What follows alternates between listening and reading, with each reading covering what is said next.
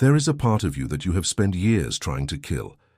You've dressed it in shame, buried it under productivity, drowned it in work or wine, or the blue light of a screen at midnight when the house goes quiet and you can't explain why you feel like something is wrong with you.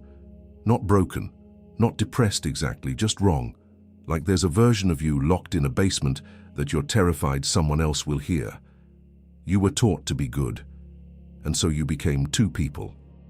The one who shows up, who handles it, who nods and smiles and keeps the machinery running.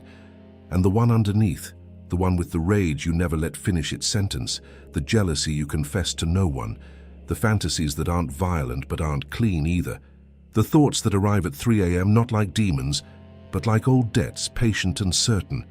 You've been paying the interest on those debts your whole life. What you've never been told is that the debt itself is the wealth. Every act of suppression costs something. Every time you took the thing that scared you about yourself and compressed it into silence, it didn't disappear. It calcified. It grew dense and pressurized, and it started leaking into your irritability with people who don't deserve it, into your sudden exhaustion in rooms where you used to feel fine, into the way certain words from certain people land like a slap even when they were thrown lightly. That's not weakness. That's what happens when you spend a decade denying that you have teeth. The most dangerous human is not the one who knows they are capable of darkness. It's the one who is certain they are not. Because certainty about your own goodness is just unconsciousness with better PR. The man who has never looked at his own cruelty will find it emerging sideways, in passive destruction, in self-righteous harm, in the long, slow violence of someone who genuinely believes they mean well. You have met these people. You may be one of them in certain rooms on certain days. What lives in you that you have not named? Not to perform it, not to unleash it, but to know it. Because the parts of yourself you refuse to acknowledge don't simply cease to function. They operate without your supervision. They make decisions in your name while you sleep. They sabotage what you love through the back door. They are not evil. They are exiled. And exiled things become feral out of necessity, not nature. The ancient idea that wholeness requires integration, not sanitization, is one of the most frightening and liberating truths a person can absorb. You are not the curated version. You are not the personality you perform at work, or the patience you perform for your parents, or the optimism you perform when someone needs you to be fine. You are also the thing that wanted to scream at the funeral.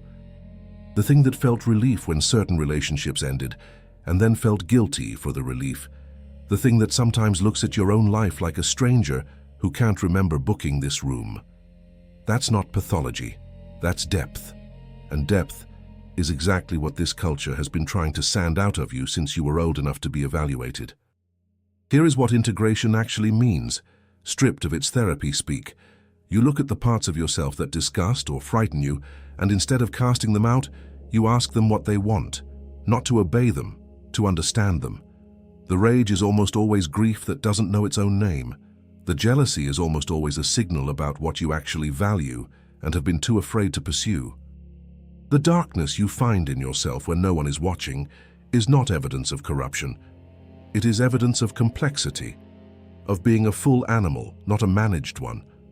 The people who scare you least are the ones who have done this, not because they're calm, sometimes they're not, but because there is a coherence to them.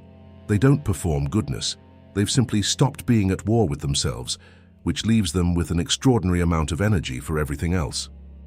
They can sit with uncomfortable truths without flinching, because they've already sat with the most uncomfortable truth, that they are capable of everything human beings are capable of, and they have chosen, consciously, what to do with that.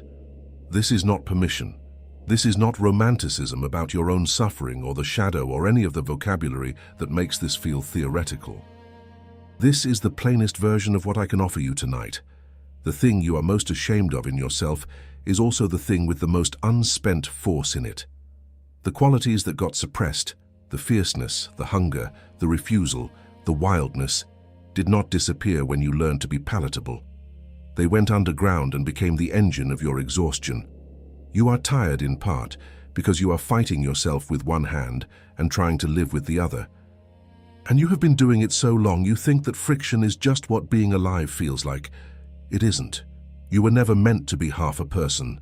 The dark half of you is not a flaw in the design, it is half the architecture. And the building cannot stand on one wall.